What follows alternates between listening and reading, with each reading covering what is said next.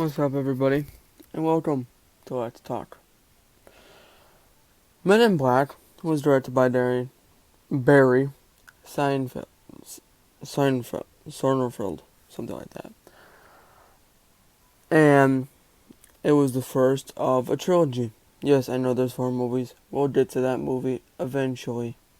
Not in this video, though. Um, this movie is one of the best action sci-fi movies of all time. I mean, it holds up today. I was watching it for the first time last year for a long time. Watched it for the first time in a long time. And it held up surprisingly very well. I was very happy with how it turned out. And, I mean, that's saying a lot though. Because the effects in this movie, they were good for the year that it came out. It was 1997. A lot of movies came out then. The only movie close to the good amount of editing that was in this was Mortal Kombat Annihilation. But we all know that movie doesn't really exist. This movie exists, and it's great. I regard it as one of the best movies of all time. One of my favorite movies of all time. I watched it as a child, was impressed by it. I have it both on DVD and Blu-ray. Both separate copies. I should tell you something. Red Mac is a good movie. Okay? Really good movie. We'll get to the second one eventually. I'm not exactly looking forward to it. I've never seen a series that goes up and down so much. As in, this movie's wonderful. And you care for the characters. And the script is hilarious and like heartfelt in its own way and good for an action movie. The second one being absolute atrocious and a movie I never want to watch again, but I'm going to watch it for the purpose of the videos. And the third one being actually pretty good, okay, not better than the first one, but way better than the second one. And also has Josh Brolin in it. So, that gives us some extra points. And he does. We're not going to talk about Men in Black 3 right here. We'll talk about that at a later point. We'll get there. Don't worry about it. Right now, we got to worry about Men in Black 1. The best movie of the trilogy. Men in Black International. There's a reason why I don't count this movie in the trilogy. There's a reason. We'll get to that after we get through all the other movies. Not exactly in this video. We'll get there. This is my first video doing in-depth videos. In-depth reviews for my favorite movies. And for, like, multiple movies in, like, a trilogy. Like I'm doing now. And, boy, we got some crazy trilogies coming up. And I hope you guys find enjoyment in what I'm doing here. I have a better way to edit now. I'm very much happier. Let's talk about the director for a second. Director Barry Sonnenfeld. Sonnenfeld. Something like that. Tell me in the comments if I'm wrong. Tell me in the comments if I'm wrong. This is easily the best film that he ever made.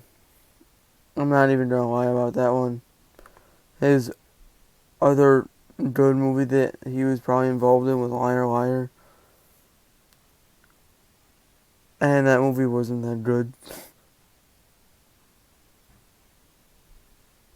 Or no, not Liar Liar. He was also... Sorry, I was looking at something different. He was also involved in Big.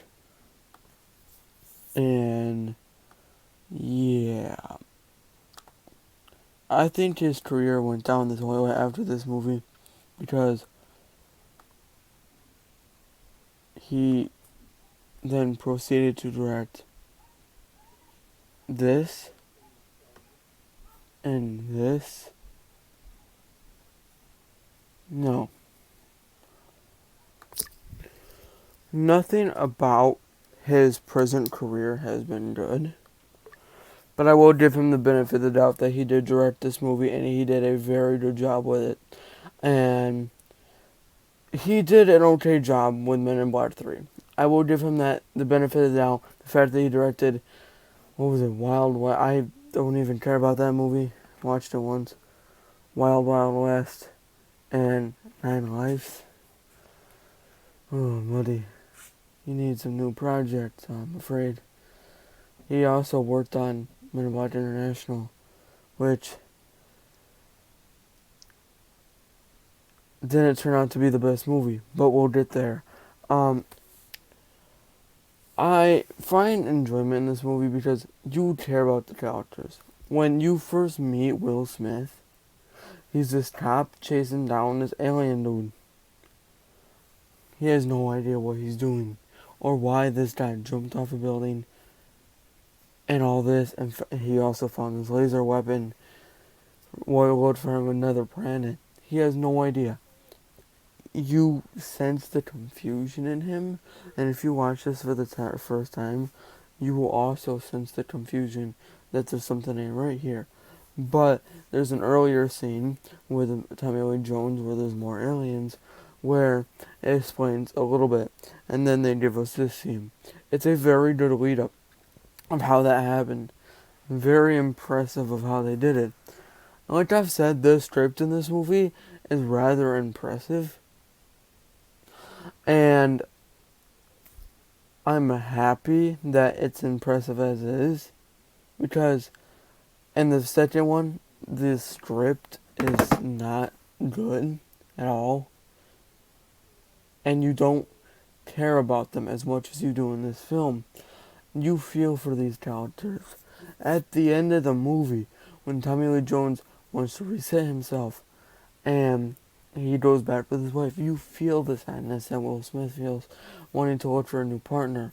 And that might be a new struggle, but there's a part that I don't understand that comes in the second movie.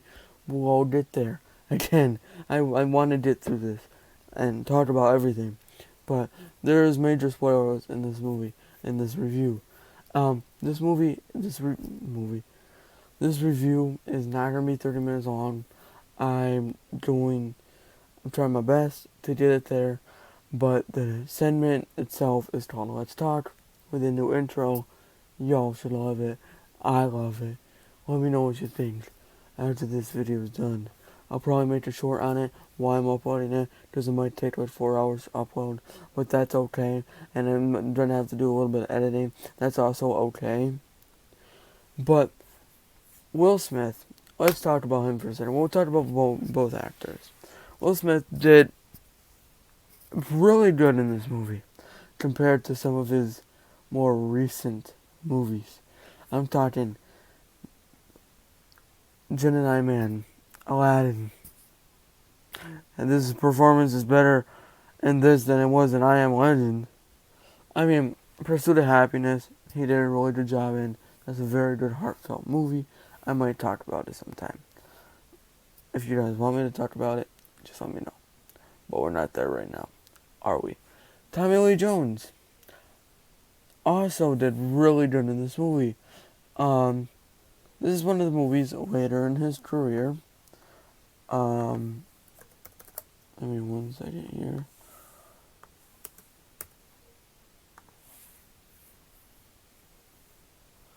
He did have other good movies, such as No Country for Old Men and Captain America: The First Avenger, and of course we're gonna forgive him for being in Batman Forever. But anyway, we'll forgive him for that because this movie makes up for all that. But I'm not gonna really give a review on these movies when I talk about them, because I'll already explain enough of how I think about it for you to just estimate how I feel. But this has been Let's Talk Men in Black. Thank you all for watching, and peace out.